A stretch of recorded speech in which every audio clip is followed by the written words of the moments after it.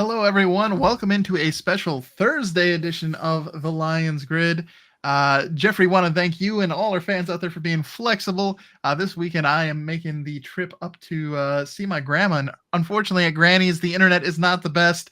So we thought it was more prudent to try and have a early episode of the Lions Grid. So here we are, feeling nostalgic coming to you Thursday night. We've got two grandmas in a week in a row. We went to celebrate Hillary's grandma's 94th birthday. I was out. You're about to be out for your grandma. It's just love them though.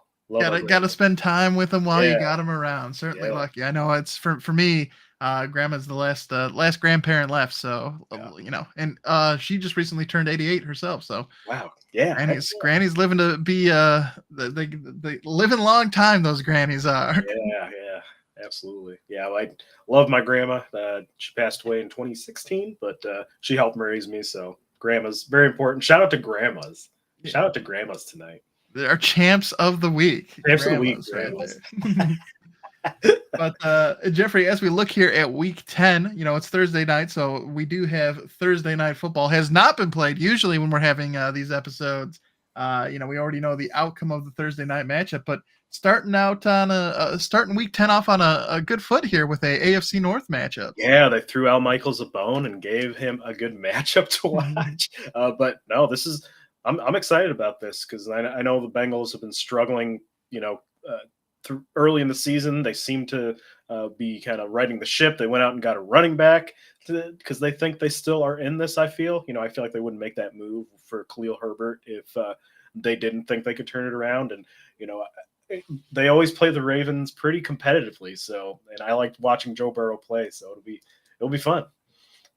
Yeah, I think we were talking before the show. Anytime you have an AFC North matchup, as long as it's not the Browns, typically you see some pretty good football played here. Whether it's the Steelers, Ravens, Bengals, whatever combination you throw together, we usually see some pretty good stuff. So I think it should be a pretty interesting Thursday night football. I know the Ravens are favored by 6 in this game. They are the home team. So the Bengals, when they needed that win early on in the season and they were hosting the Ravens, they sort of dropped that game. So it'll be interesting to see if they can go in and steal one here and get that game back from Baltimore. And I like the idea there from my father that it was all the lead-based paint that grandmothers ate back in the day. That is why they've stayed so long. What doesn't take you out only makes you stronger. Hey, man, with our generation, it's going to be the microplastics in us. We're not going to. We're not going to decompose when we die, man. Just live forever because we're 90% plastic. It'd be great. Hopefully, there's some upside to it because it seems like a lot of downside. But and I do agree. It could be a high-scoring game here, especially because we've seen Lamar Jackson and this Ravens team get off to really hot starts in the first quarter. Joe Burrow and company have put up points. Their defense is certainly not a strong suit, and it'll be interesting to see how the addition of Tre'Davious White to the Baltimore Ravens, how he impacts that secondary that has struggled at points. So could be a high-scoring affair, Jeffrey. Going to be interesting to see. Yeah, because their pass defense has struggled all year. It's the biggest weakness. I think they're in the low 20s as far as pass defense, as far as yards given up. He's only been there for less than a week, so I don't know if it'll make an impact tonight. So that's true. He's gotta have time to gel there. But from one primetime game to another primetime game, Jeffrey, if we shift our focus here, on Sunday, the Lions are traveling for Sunday Night Football down to Houston to take on those Texans Sunday Night Football. Lions are coming into this game, Jeffrey, now 7-1, have looked nearly unbeatable at points during the season. They got that win over the Packers and have really solidified themselves as the front runners in the NFC North. They're looking to continue those winning ways against the Texans on Sunday Night Football.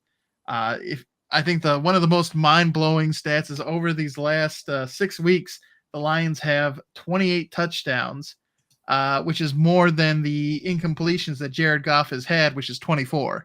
So they're +4 on touchdowns over incompletions, which is just a crazy stat. And then, you're talking about new faces and new places.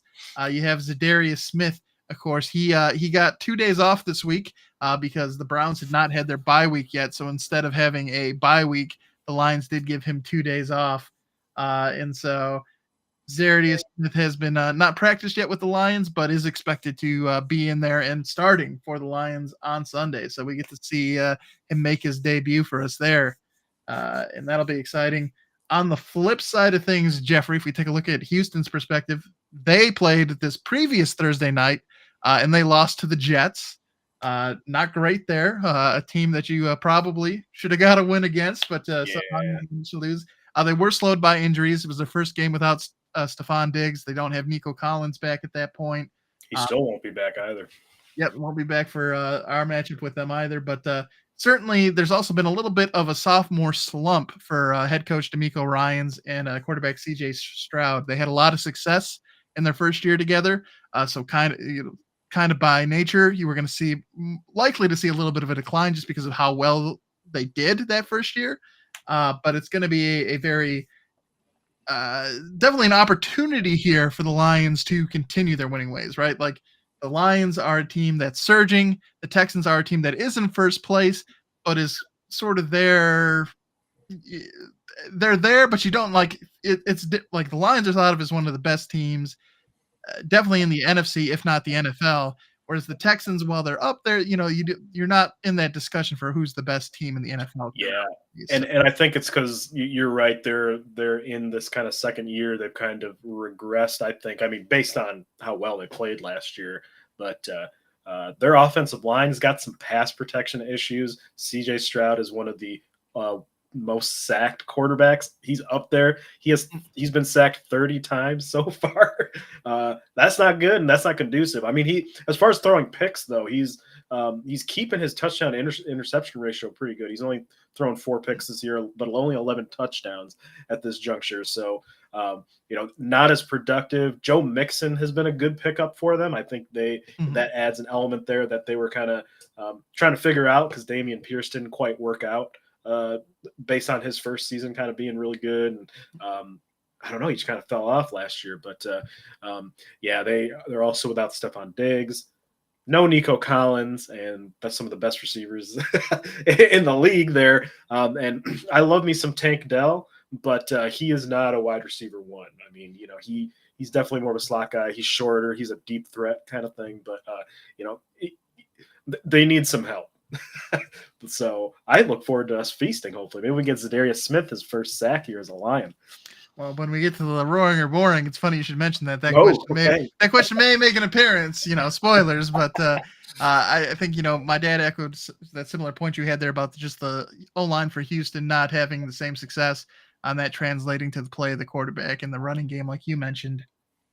And I like welcome to the show there, Temp. He's going 41-9 the Lions victory with it not even being close. Like, and it's not out of the question, Jeffrey. We've seen this Lions team score 40-plus points multiple times on the season, and sometimes even with box scores that make you wonder how they did it. So it's certainly something you can't count out here. And then Champy, welcome to the show. Know that you are a big Cardinals fan there, and they are currently leading in the NFC West. Yes.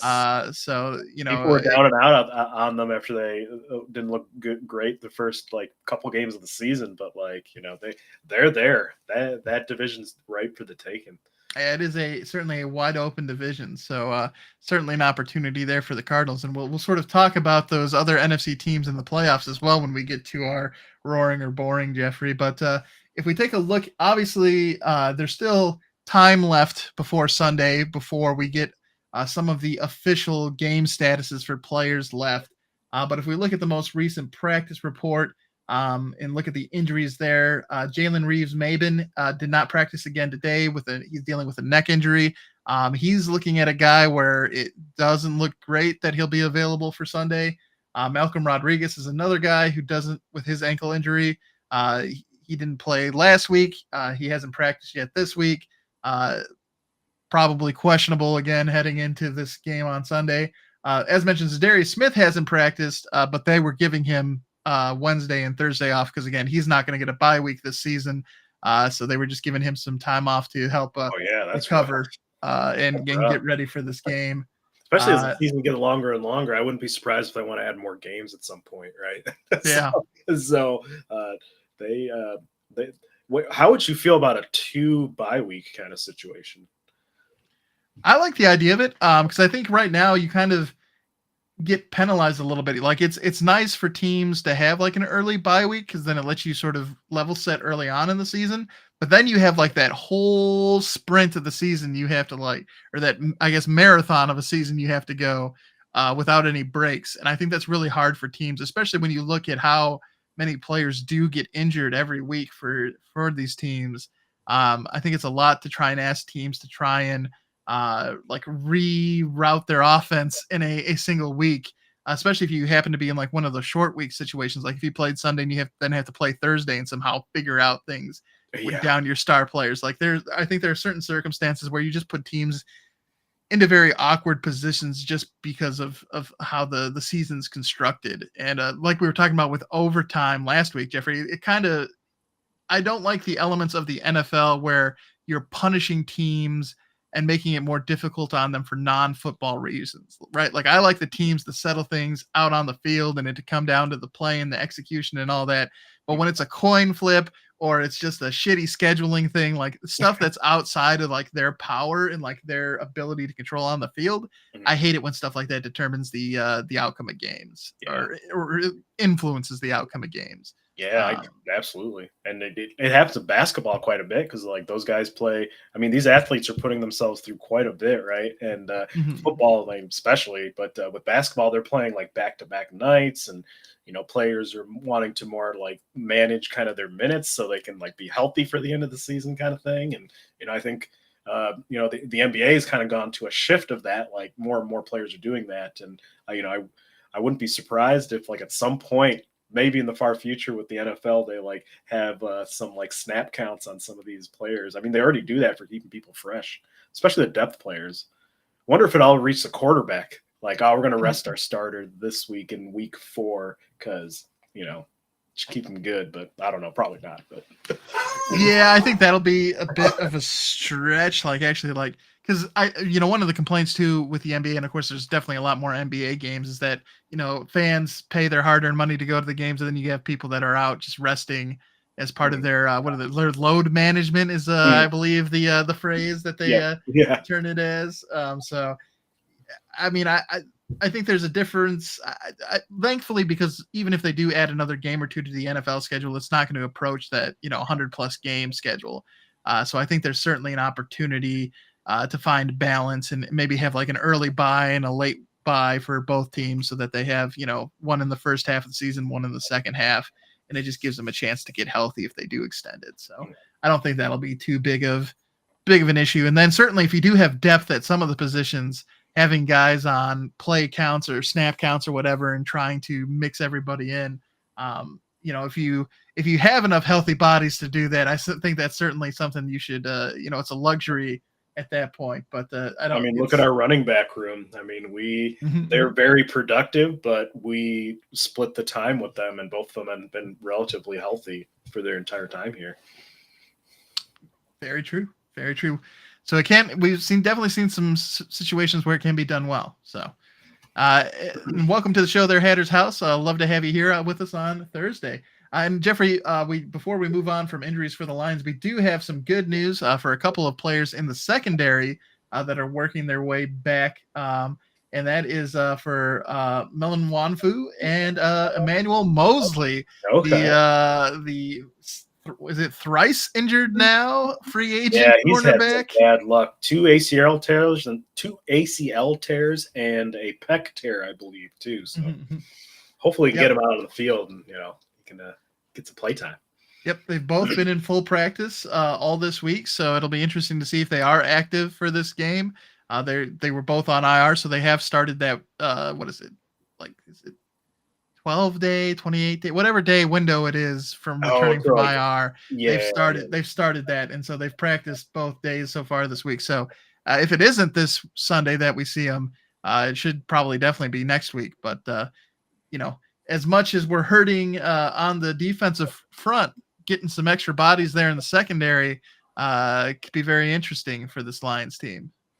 Yeah, and with Houston, there it seems like they are. I'm just kind of looking at like kind of under the hood stats of them. Uh, they are averaging 22.3 points a game. We're blowing that out of the water. Their opponents are averaging 22.2. So have been kind of sliding by here with basically, they as far as total points, they're only one over their opponents right now. So definitely not the margin of victory compared to us and them is it's pretty stark. Yeah, and I did see on the Lions Facebook page that the Detroit Lions are the only team currently in the NFL when it comes to scoring offense and scoring defense to have both units in the top 5 in the NFL. So we're a top 5 scoring offense, we're a top 5 scoring defense, and we are the only team in the NFL that can say that. So firing on all cylinders there. And like I said, I mean, Jack Fox as a punter, we did a great thing locking him down because that man can change games with punting, which is weird. Like you don't usually think of a punter being that impactful, but that guy can boom some kicks. Yes. And seeing it in real life, I mean, it's one because I don't know about you, Jeffrey, but I know now more likely than not I've turned to started watching Red Zone, so that way as I'm a fantasy football manager, that way I can keep track of all the sort of touchdowns and all the ongoings. So really, I don't see a whole lot of punts unless it's a punt that's being returned for a touchdown. Yeah. So you don't you lose some of that appreciation for the craft when you're not seeing it as often, and being able to be there at that Titans game and see him boom kicks was incredible just to see it like go up and just okay. That's yeah, damn. and it gives us so much field position advantage. I mean, many times like our defense has a wide open field they get to defend against on offense. I mean, it gets us in good positions because we generate turnovers. So we're already just I don't know. It's just the little things. It's great. Absolutely.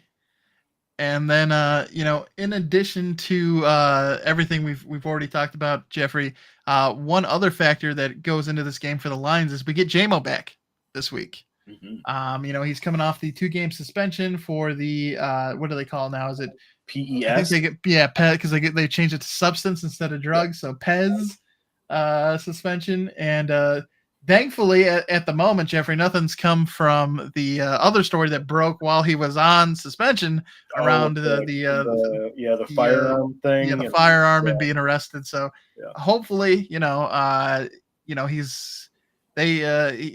he's learned his lesson and he can sort of turn things around and keep things going because he was off to a great start to the season. Definitely his most productive one on the field for the Lions, and would love to see him get back to form. But certainly playing with fire a little bit there,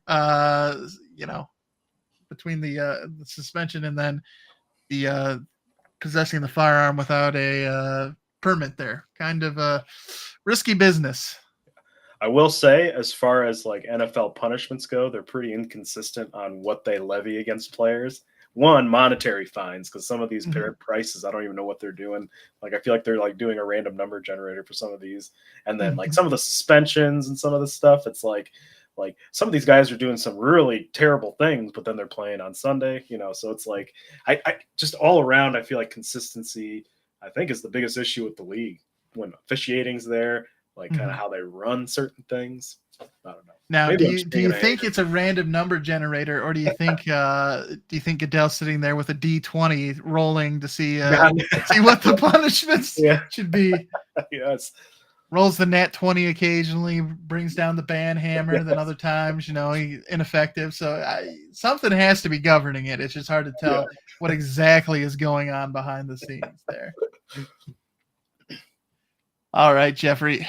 Well, as we shift now and take a look here at our roaring or boring topics, I'd like to start off, Jeffrey, with Za'Darius Smith, the new addition here for the Lions.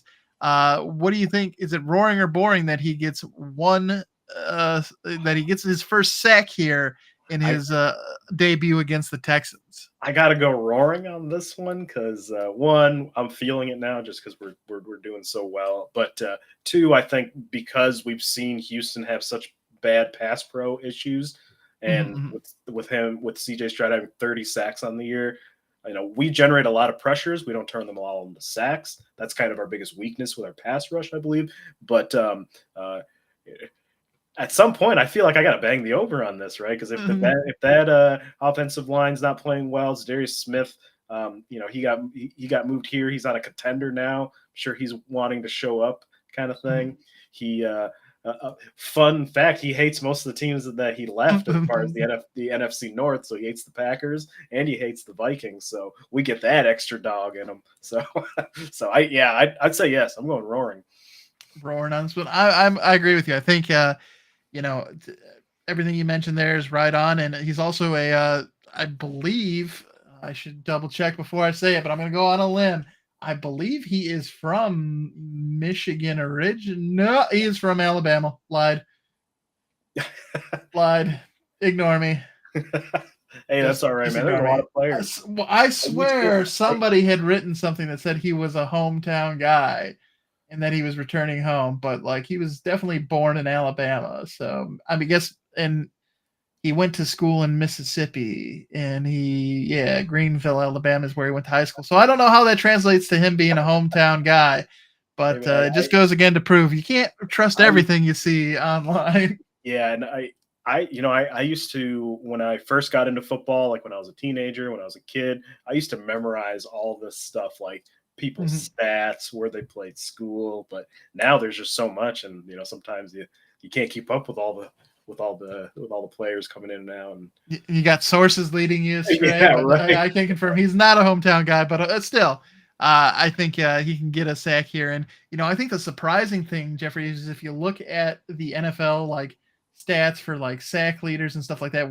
I mean, he only played 5 games, but Aiden Hutchinson is still in the top 5, which is crazy. I certainly hope that he, the injury he sustained is not a minor one at all. So I'm definitely optimistic that he'll be able to come back and still have a successful NFL career. But just the pace he was on, I don't know. Even if he does come back and is, able to is it possible for him to even touch this again? Because it's just crazy what start he was off. He's a competitor. I mean, he had a pretty bad injury when he was at Michigan. He came back. This being the bone fracture, I think those just in general are easier to come back with than tendons. So there's certainly a chance. I mean, but as always, regressing to the mean after doing something historic is always a thing. So, but I don't know. He's a competitor, so I wouldn't be surprised if he was come back and he's ready to roll. Absolutely. And Jeffrey, I know that when it comes to Defensive Player of the Year, usually when it comes to MVP, QBs have the advantage. They're sort of the player that position group that tends to win that award. When it comes to Defensive Player of the Year, it's often pass rushers that win that award. And certainly you have people like TJ Watt who are having tremendous performances this year. But Jeffrey, our safety, Kirby Joseph, he is now the first NFL safety to produce 14 plus interceptions through his first 3 seasons of his career since Ed Reed. So that's pretty great company to be in if you're Kirby Joseph, to be in the same conversation with Ed Reed. Do you think there's a possibility, Jeffrey, is it roaring or boring, that Kirby Joseph could be our Defensive Player of the Year? I want to believe so bad, but I think that bias for pass rushers will ultimately get it. I think, though, if he has some more pick sixes, because that was his first pick 6, I believe, this season. Was that correct? Or was that his career? Was that his career? Well, at least for this season, he's only had 1, right? We'll get the stat department on it. I think, yes. Stretch goal, everybody. We're looking for a statistician. I'm curious to see what that stat is. Yeah, because if he has plenty more of those, he could make a strong case. But I don't know that bias though. It is a pretty hard thing to overcome. So he does have to have a pretty spectacular season. That was his first career pick 6. Okay, confirmed. All right, yeah, confirmed. Thank you, Jordan Love. courtesy of Jordan Love and the Green Bay Packers. He should not have thrown that ball. That was wild. I was about ready Yeah. to like go and like get a snack, and then that happened. I was like, "Oh, dang, okay." So we have obviously solid offensive play. We have solid defensive play, Jeffrey, and that has led to right now, if the playoffs were to start here after week 9, the Lions would be the number 1 seed in the NFC playoff bracket.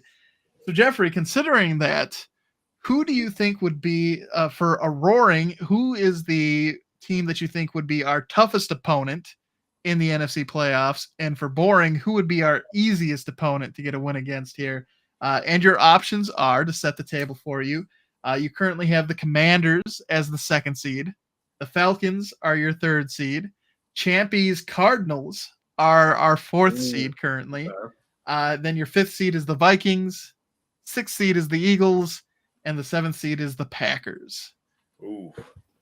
Who would be the? I'm sorry. The question is, who would be the easiest out? Or? Well, so for your like roaring, we'll go with like which team would be the toughest, and for boring, which one would be the easiest opponent. Okay. That's interesting because I think we can beat Atlanta. I'm not worried about Atlanta. The Packers. I know we beat them handily. But the only thing that I would consider with that one would be that's the end of the season. The weather conditions could be totally different. Hey, we're the number 1 seed. They have to come to us, though. So keep that in mind. That's true. Everybody has to come to Detroit in this scenario. True with the number 1 seed. Yeah, that's right. Dome life. But, oh, man, that's a tough. If that sways you in your calculations, they would have to come play in Ford Field. Who is the 2 seed? The Commanders. That spooks me out a little bit because that's also a downtrodden franchise on the rise, and I don't like mixing that juju. That's our time now, so let's stop that there. You can get it next year, Jaden Daniels. It's our year this year, but and you, Champy, too. I love me some Cardinals. I became a fan of them when Kurt Warner went on that amazing run and they almost beat the Pittsburgh Steelers in that Super Bowl. But I love them too. But it's our time this year, But so that spooks me out a little bit. Actually, I'm going with that one. That one scares me a bit. But with the Packers would be kind of my second on that list because rivalry, right? There's clearly some disdain between both of our teams. Rivalry games, just in general, especially those division ones at a playoff, the atmosphere is different. We could have a different Jordan Love outlook as well. But yeah, I'm definitely going with the spook factor is the Commanders. But as far as like grinding out a win against a rival in a playoff game, I think Green Bay would be a difficult out. Yeah, for me, I think I'd roar for definitely either the Commanders, possibly the Eagles, or maybe the Cardinals. And the common consistency between those teams is just quarterbacks that can move, right? So Jordan Love, certainly if he's healthy, he can be he can move around a little bit as well. But with that groin injury, was very stationary. And we saw when we did play the Cardinals, yes, we ultimately were able to beat them, but Kyler Murray did have a couple of times where he gashed this Lions defense. And I think we can do a really good job of our defense has done a good job this season, but I think the area where we struggle is if we are not able to get home with the pass rush, we're not able to, and we're focused on covering everybody in the secondary. Keeping track of that quarterback seems to be a thing where it's like, okay, we're busy taking away all the other weapons. It's hard for us to then account for the quarterback who then is able to break, contain, and sort of scramble out there. So that's why those 3 teams in particular would be concerns for me. I think Jaden Daniels and the Commanders is probably the most scary of them at the moment, especially with how well he has been playing. And then I think the easiest out for us, as much as I hate to dog on Captain Kirk, I think the Falcons may be the easiest team to handle business against. They haven't impressed me as much. I know they won big last week, but and it's Captain Kirk though. We've seen him do some magic, but yeah, they're overall. The other teams you had mentioned definitely are more on the spook factor. And then speaking of spooky, Jeffrey, there is one team over there in the AFC who has still yet to lose. And so is it roaring or boring, Jeffrey, that the Kansas City Chiefs finished this regular season undefeated. I have to go boring. There's no way, man. With the way they're playing and the tight margins they're playing with, things have kind of gone their way as well. I feel like it's not sustainable, but then every week they prove me wrong. I gotta take the field. There's more games to play. There's gotta be a game where they don't look good and they lose, right? They haven't looked good and they've just won. Yeah. So like Exactly. I don't know, Jeffrey. I don't know what the answer is. I don't hopefully by the time they get to the playoffs, some team can beat them, but it would be a thing if the thing separating the Lions from their first playoff victory was the Chiefs their first Super Bowl victory was the Chiefs going for their three-peat. That would be quite the storyline come February. So, man, I don't and know, stopping them from the perfect season at that. I think we could beat them, but that would spook me. Everything spooks me at this point. Anxiety is going to be running high. I'll be excited. I'll be happy. But like if the Lions are in the Super Bowl at that point and the Chiefs are undefeated, whoever the Lions are playing, if they make it to the Super Bowl, it's going to be anxious times. But just that would be, whew, that's a spicy pepper right there. Yeah, because last year I was like, never experienced anything like that in my fandom, so I was like there for the ride, like this is awesome. Now it's like, oh man, we're good. Now I got that anxiety. Reminds me of when the Pistons were good back back in 2004 when last time Detroit Pistons were anything of relevance, but we won that championship, and then after that I'm like, oh, we're good, and I'm getting nervous here. It's because we're good. It's a good feeling. Yeah, it's good to not only have expectations, but to be able to live up to them. It's nice. It's nice. And speaking of expectations, Jeffrey, the Lions have 9 games remaining on the season. How many more losses do you think they have? Now, their opponents in those 9 games. Is it cowardly to say that at least one? I don't think that, you would think. I'm not much of a gambling man in real life. They do play the Bills. They do play the 49ers. They have the Vikings again. They have the Packers again. They play the Bears twice. Then, of course, we know they're playing the Texans. And they go on a 3-game streak against AFC South teams. So we go to Houston to take on the Texans. Then we're at home against Jacksonville. And then we're on the road again to Indy. So our next 3 opponents, all the lowly AFC South. And then 4 of the remaining games are against NFC North opponents. So it's definitely some. I don't think we're going to lose in the next few weeks, if that's what you're saying. But I think the AFC South we're going to roll through for sure. But yeah, I wonder how healthy the 49ers will be once we get to them. And the Bills, though, that's a potential Super Bowl matchup right there. It is, and that has been, I think, one of some fans' favorite Super Bowl prediction is the Bills and the Lions. Like I said early in this episode, they got to get through the Chiefs, man. I don't like that, man. 2 downtrodden getting their moment. It's our moment, not theirs. They had 4 chances for their moment in the 90s. I'm definitely looking for revenge against the 49ers in Week 17. They ended our season last year.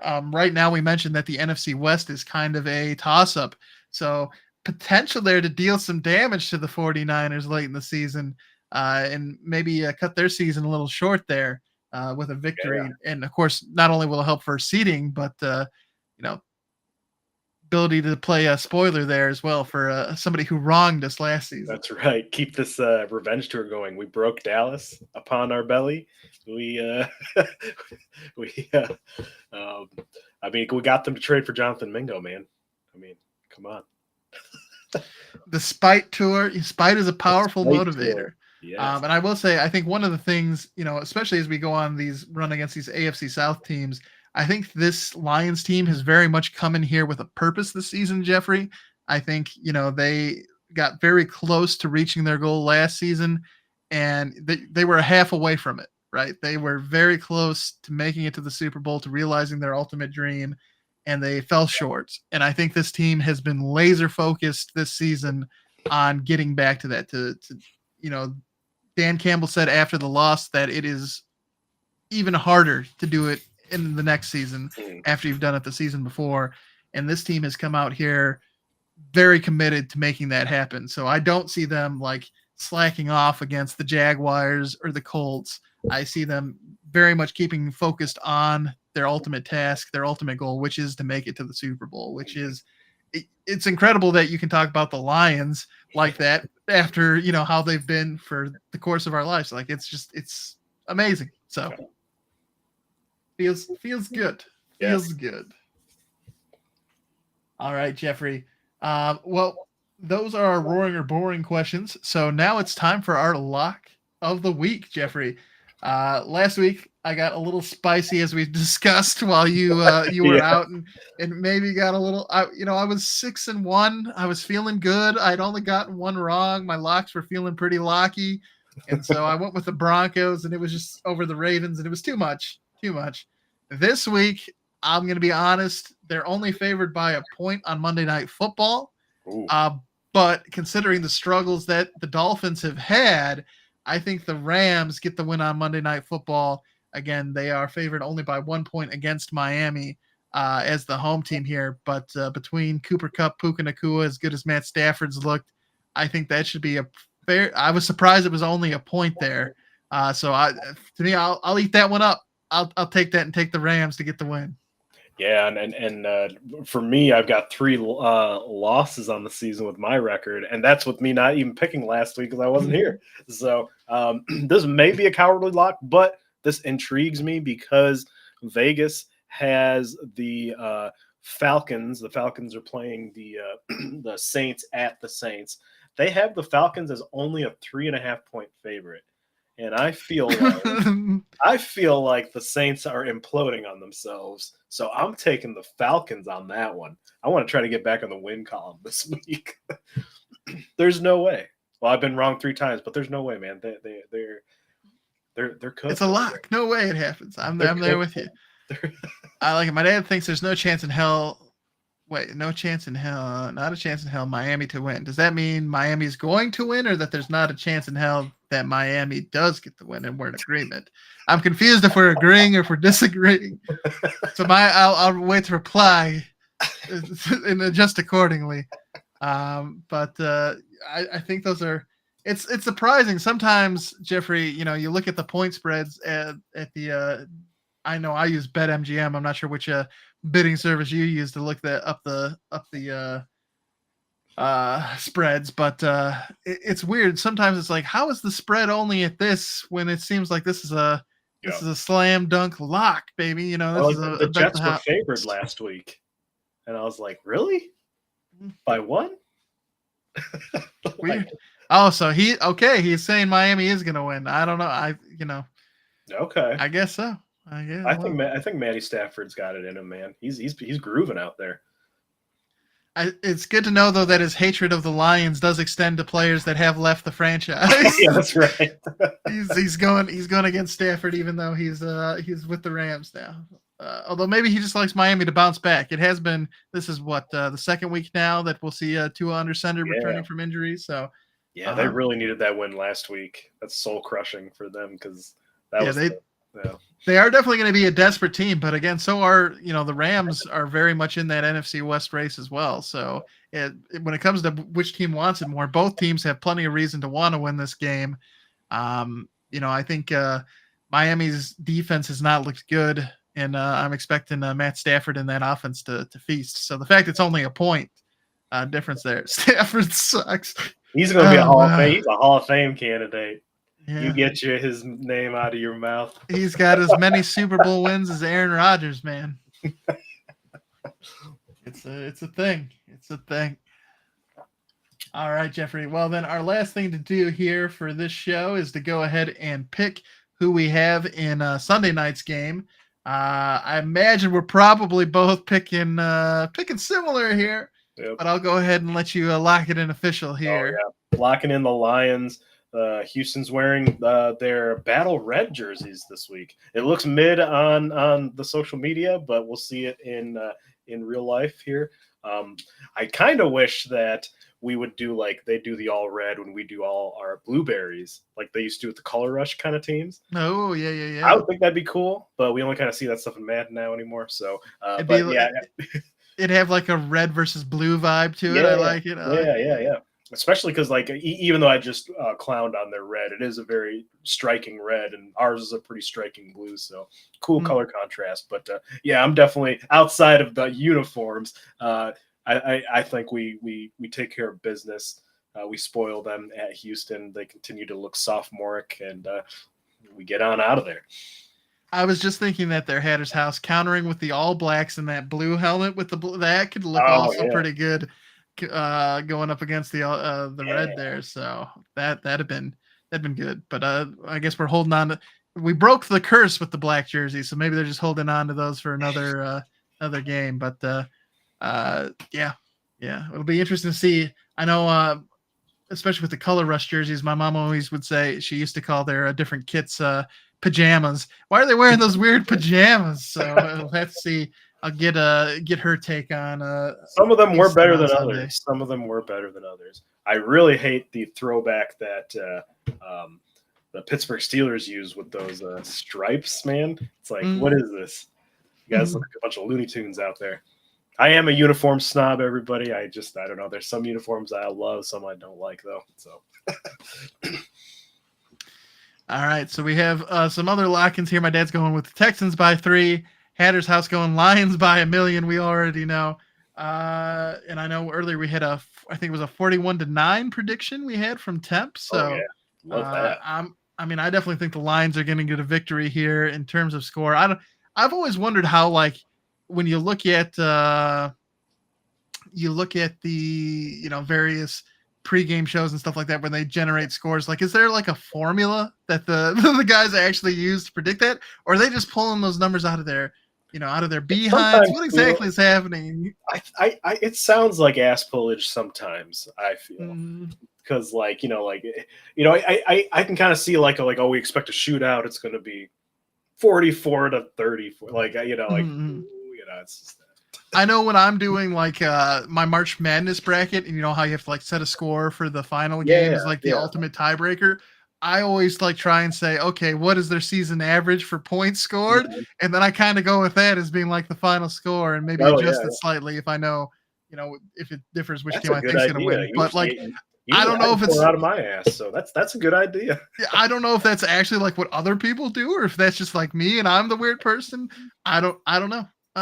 But the difference is those guys on TVs are making the big bucks. That's true. Why they make the big bucks to tell us what the score is going to be. You just have to say it with authority too, and it makes it sound like you know what you're talking about. 47-9, or what that prediction was. That's what I'm going with.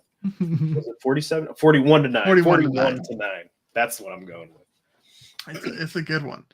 But while we don't do it for the big bucks, we do do it just because we're a couple of fans that love the Lions, and we appreciate all the support we do get. Everybody here today who was participating in chat, want to thank you.